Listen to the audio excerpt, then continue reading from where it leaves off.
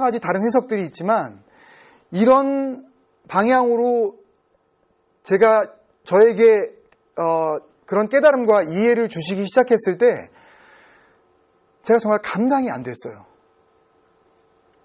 하나님 앞에서 어떻게 내가 하나님을 섬기면서 살아야 할지 그 한량없으신 은혜가요. 정말 폭포수처럼 막 저에게 임하는데 제가 감당이 안 되더라고요. 주님, 이 비유가 그런 방향이었나요? 라고 하면서 제가 계속 재차 주님께 여쭈었어요. 이런 깨달음을 주신다면 주님 참 이 은혜가 감당이 안 됩니다. 주님. 폭력을 사용하는데도요. 아버지가 가만히 있어요. 쫓아가지 않습니다. 내 이놈의 자식들을? 아니 종들까지 그렇게 하는 거는 그래 종들이라고 쳐. 내 아들까지?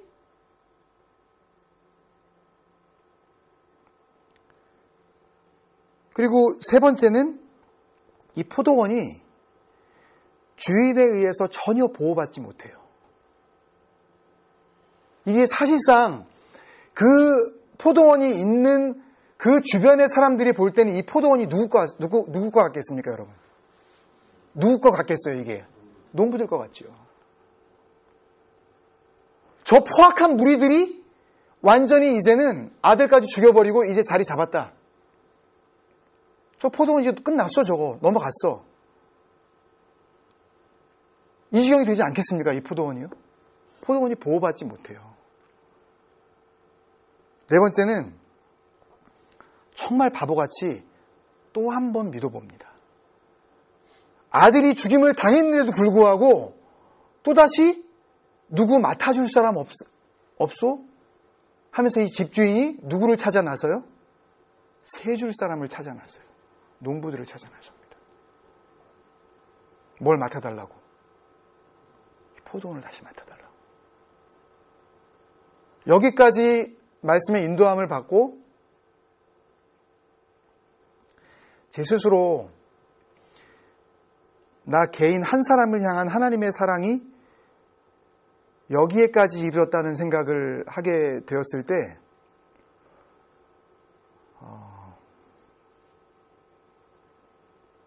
말을 할 수가 없었어요. 주님 앞에서.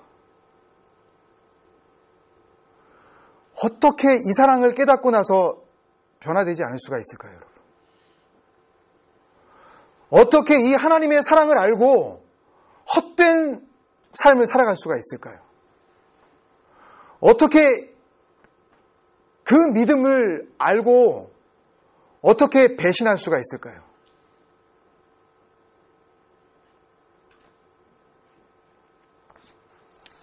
그래서 오늘 간단하게 결론을 이렇게 내려고 합니다. 여러분, 하나님이 무능해 보이실 때가 있어요. 여러분, 지난 한 주간 동안 그런 거 못 느끼셨어요? 하나님은 나에게 아무 도움이 되지 않는다. 이 험한 세상 가운데 내가 그 집주인과 같은 하나님으로부터 어떤 보호하심도 내가 받을 방법이 없다. 손에 잡히는 게 없어요. 어떤 일도 벌어지지 않습니다. 오히려 삶의 이 여정이 시간이 가면 갈수록 더 힘들게만 느껴져요. 발걸음은 너무나도 무겁고 되는 일은 없고 자녀들은 말을 안 듣고 미래를 향한 소망이 보이지를 않습니다. 도대체 뭘 보고 앞으로 살아가야 할지 막막하기만 해요.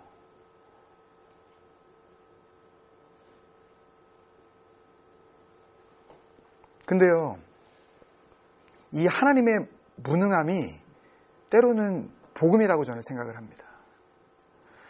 하나님께서 그렇게 포악할 때마다, 그렇게 폭력을 저지를 때마다, 여러분 속수무책으로 당할 때마다 하나님께서 그때마다 나타나셔서 직접 당신의 손으로 범죄한 자들을 처단하지 않으시는 게 복음이라고요.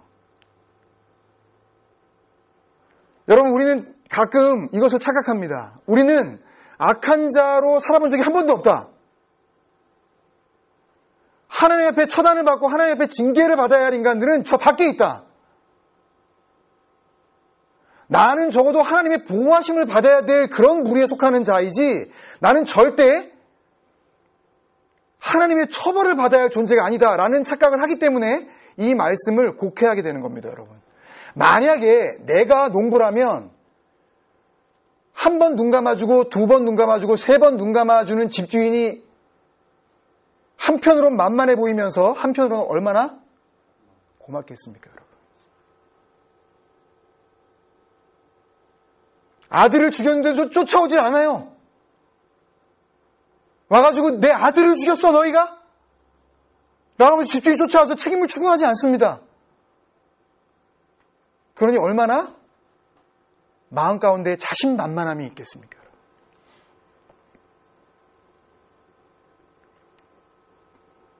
구원을 받아야 할 자들에게 있어서 하나님의 이 무능함은 완벽한 복음인 줄로 믿습니다.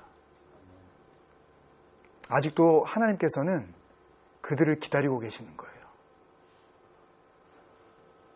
그 무자비할 정도로 포악한 그 무리들, 어쩌면 그 중에 한 사람으로 살았었던 나, 바로 인간 나를 오늘도 하나님께서는 그 오래 참음으로 기다리고 계시기 때문에 나에게 이 비유는 복음이 되어지는 것입니다. 오늘 비유에 나오는 하나님의 이 철저한 패배,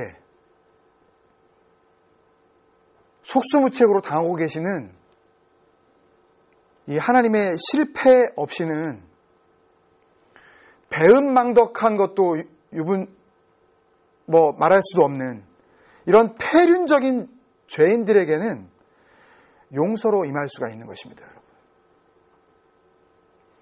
하나님의 패배로 인하여서 죄인들에게 용서가 임할 수 있다면 그것은 진정한 복음의 메시지가 아니겠습니까, 여러분? 주님께서 돌아가시기 일주일을 앞두고 이 비유를 하신 것은 한 사람이라도 아버지의 품으로 품으시려고 하는 그 아버지의 마음을 가지고 주님께서 온 무리들에게 말씀하신 복음의 본질이라고 저는 믿습니다. 그래서 이 말씀을 읽으면서 한 가지 말씀이 떠오릅니다. 마지막으로 생각해야 할 말씀입니다. 우리가 오해하고 계시는 그런 말씀이기도 할 수 있는데요. 마태복음 11장 12절 우리 같이 한번 찾아서 읽겠습니다. 마태복음 11장 12절 말씀. 한 절의 짧은 말씀이니까 마지막으로 같이 한 목소리로 읽겠습니다. 마태복음 11장 12절 말씀. 시작. 세례 요한의 때부터 지금까지 천국은 침노를 당하나니 침노하는 자는 빼앗느니라. 천국은 어떻게 된다고요? 침노를 당하나니. 침노하는 자는 어떻게 한다고요? 빼앗는다고요. 뭘 빼앗아요? 천국을. 여러분 대개 이 말씀을 가지고 어떻게 설교를 들으셨냐 하면 천국은 침노하는 자의 것이다. 여러분 침노하다라는 이 한글 단어를 국어 사전에서 찾아보더라도요. 이 단어는 이건 범법행위입니다, 여러분. 제가 한번 찾아봤는데요. 침노라는 단어에 대해서 남의 나라를, 침노는 언제나 나라에 대한 겁니다, 여러분. 남의 나라를 불법으로 쳐들어가거나 쳐들어오다. 여러분, 천국을 불법으로 쳐들어가거나 쳐들어가서 획득할 수가 있나요, 없나요? 거기에 누가 계셔요? 하나님이 계시죠. 우리가 생각하는 천국은. 그 다음에 또 한 가지 두 번째 의미는 성가시기에 달라붙어 손해를 끼치거나 해치다. 그 나라를 아주 망가뜨려버리는 거예요. 그럴 수가 있나요? 하나님이 계신데? 불가능하죠. 그러면 이 말씀을 가지고 천국은 공격적으로 들어가서 빼앗는 것이다. 그러니 천국을 향하여서 우리가 최선의 열심을 다해 우리가 먼저 빼앗아 버리자. 성도들이 똑같이 같이 있더라도 특히 S교단에서 그 이야기들을 많이 하는데요. 이 이야기를 가지고 공격적으로 나아가서 천국을 빼앗는 것이다. 여러분, 하나님의 나라는 침노하듯이 들어가서 공격해서 빼앗는 자가 소유하게 되는 것입니다. 그 열정을 가지시고 하나님 나라를 침노합시다. 이렇게 설교하고 맙니다, 여러분. 침노하기 위해서 우리가 할 수 있는 최선의 방법 뭡니까? 헌금을 많이 드리고 교회에 시간을 바치고 목회자의 말씀을 잘 듣고 교회 사는 일이라면 토달지 말, 이런 식으로 이야기를 하잖아요. 순종하게 만들고 맹종하게 만들고. 이 말씀은 그런 말씀이 아닙니다. 영어 성경만 읽어보면은 금방 알 수 있는데 그거는 여러분들에게 맡기고요. 번역을 한 현대인의 성경, 우리 이 개역개정이 얼마나 잘못 번역을 했는지, 그러니까 성경이 잘못된 게 아니라 번역이 잘못된 겁니다, 여러분. 성경에는 오류가 없어요. 번역에 잘못이 될 수가 있다는 거예요. 번역이 얼마나 잘못됐냐 하면 현대인의 성경, 세례 요한이 설교하고 세례를 주던 때부터 지금까지 하늘나라는 공격받아 왔고 공격하는 자들이 힘으로 지배하려고 한다. 이게 무슨 이야기예요?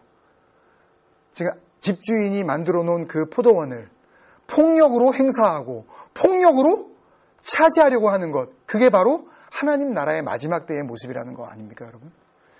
공동번역도 동일하게 해석을 합니다. 세례 요한 때부터 지금까지 하나님의 하늘나라는 폭행을 당해왔다. 그리고 폭행을 쓰는 사람들이 하늘나라를 빼앗으려고 한다. 그러니 여러분, 이 해석이 어떻게 하나님의 나라를 침노해서 빼앗아서 하나님의 나라 내 거 만들어버리자 라는 말씀으로 해석을 할 수가 있겠냐고요, 여러분. 그냥 내가 은혜가 되고 하늘나라만 획득하면 답니까? 남이 어떻게 되든 말든 나만 하늘나라 들어가면 됐다. 공동체 안에서도 경쟁심을 부추겨서 우리가 들어가면 그게 하여튼 최고의 하여튼 그게 좋은 것이다 라고 이렇게 부추기는 것이 이게 맞는 복음이냐고요. 절대 이 말씀은 그런 말씀이 아니에요. 하나님의 나라가 세례 요한의 때로부터 회개를 선포하고 하나님의 나라가 가까이 왔다라고 설교된 때부터는 분명히 갈라지게 되어 있다. 하나님의 나라에 들어가는 자, 그리고 하나님의 나라를 공격하는 자들이 있는데 그들이 누구냐? 그 말씀을 주님께서 마지막에 이렇게 말씀하셨습니다. 마태복음 23장 13절에 제가 읽겠습니다. 그러나 서기관들과 바리새인들, 위선자들아, 너희에게 화가 있을지어다. 너희가 사람들에게 하늘의 왕국을 닫고, 이 닫고라는 말 자체가 공격하다라는 그런 의미입니다. 그러니까 단순히 문 닫는다는 의미가 아니라 그 하나님의 나라를 공격하고 몹쓸 것으로 만들어버린다는 그런 의미가 이 안에 있습니다.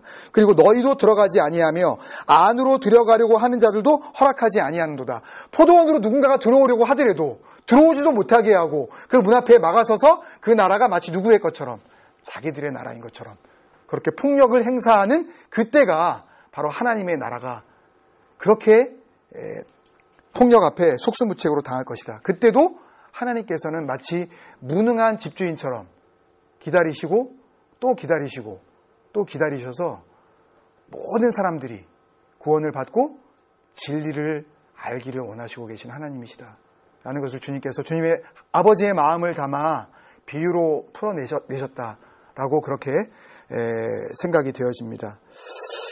여러분 어떻게 생각하십니까? 이 비유를 들으면서 단순히 열매를 맺느냐 못 맺느냐, 그리고 새를 냈느냐 안 냈느냐, 그런 의미가 아니라 오늘도 하나님께서는 우리가 참으로 구원받은 자로서의 삶을 살기를 기다리고 계신다라는 그런 말씀이 주어지고 있다라고 저는 그렇게 생각을 합니다.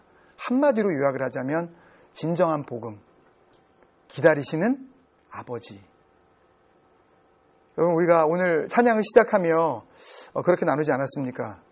주님을 따라가려고 우리가 한다고 우리는 스스로도 예수님의 제자라고 생각하며 그렇게 살고 있지 않냐고, 그렇다면 자기 부인이 이루어졌어야 되는 거 아니냐고 그렇게 우리가 같이 기도하고 은혜 나누지 않았습니까? 자기 부인은 사람의 일을 생각하지 아니하고 하나님의 일을 생각하는 것이라고 우리가 그렇게 결론을 지었다면 오늘 아버지 하나님께서 우리를 기다리시고 또 기다리실 때 뭘 기다리시겠느냐 제가 생각해 보면서 하나님은 우리 안에 우리의 생각을 바꾸라고, 이제는 정말 사람의 일을 생각하지 말라고, 그래서 하나님의 일을 생각함으로 예수님을 따라가는 자, 그리고 그 포도원을 맡길 만한 사람들이 되어달라고, 그렇게 하나님께서 우리를 부르고 있다고 그렇게 믿습니다, 여러분. 우리 그런 마음으로 같이 한번 기도했으면 좋겠습니다. 여러분, 우리가 우리 스스로를 볼 때 어디에 서 있는지 잘 보지 못할 때가 많습니다.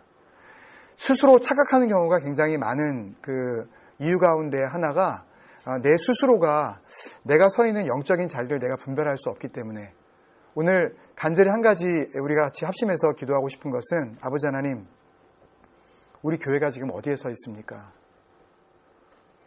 정말 주님을 따라가고 있습니까? 아니면 하나님께서 참고 또 참아주셨건만 여전히 폭력적이고 여전히 포악하기 짝이 없는 사람의 생각 가운데 사로잡혀 있는 그런 교회는 아닙니까? 아버지 하나님, 이 교회 아버지의 생각으로 가득 채울 수 있는 그런 믿음의 교회 되게 하여 주옵소서. 우리 가정을 돌아보면서 우리 동일한 제목으로 같이 합심해서 한번 기도하겠습니다. 다시 기도하겠습니다. 아버지 하나님 감사합니다. 간절히 기도합니다.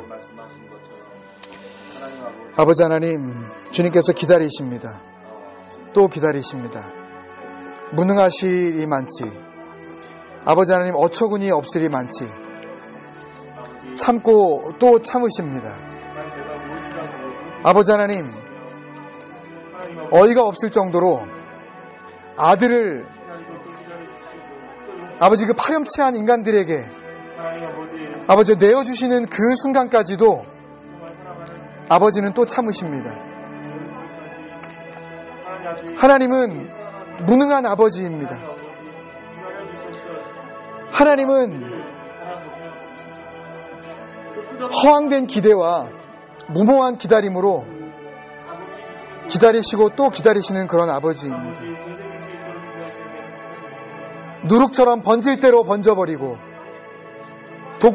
독보리처럼 가라지처럼 알곡들 사이에 끼어들어서 그렇게 알곡으로 자라나는데 아버지 하나님 방해가 되어지는 요소가 있을지라도 그 농부되어지신 아버지는 추수 때까지 기다리고 또 기다리십니다. 기형적으로 자라나는 이 겨자씨 나무 앞에서도 그렇게 하나님의 나라가 잘못된 방향으로 흘러가고 있음에도 불구하고 아버지는 기다리고 또 기다리십니다. 아버지 하나님, 그 죄악의 한가운데에 우리가 서 있지 말게 하여 주옵소서. 아버지, 그 기다리심의 대상이 우리가 되지 않기를 원합니다. 무모할 정도로 참으시는 바로 그 인내의 대상이 아버지는 우리 교회가 되지 않기를 원합니다. 아버지 하나님, 주님 앞으로 예수 그리스도께서 가신 그 길 앞으로 아버지 하나님 돌아설 수 있는 아버지 하나님 신실한 교회 되게 하여 주시옵소서. 아버지, 우리 아이들은 어디로 가고 있습니까? 우리에게 믿고 맡겨주셨지만 그 자녀들을 어떤 길로 지금 우리가 내몰고 있습니까?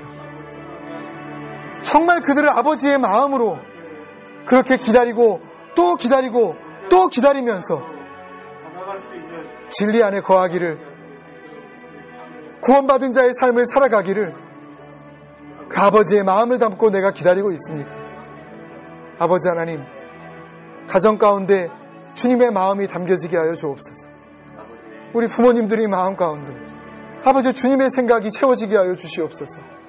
아버지의 공동체 가운데에 진정한 부흥, 예수 그리스도의 그 마음, 아버지 하나님 그 진리의 생각들이 채워지게 하여 주시옵소서.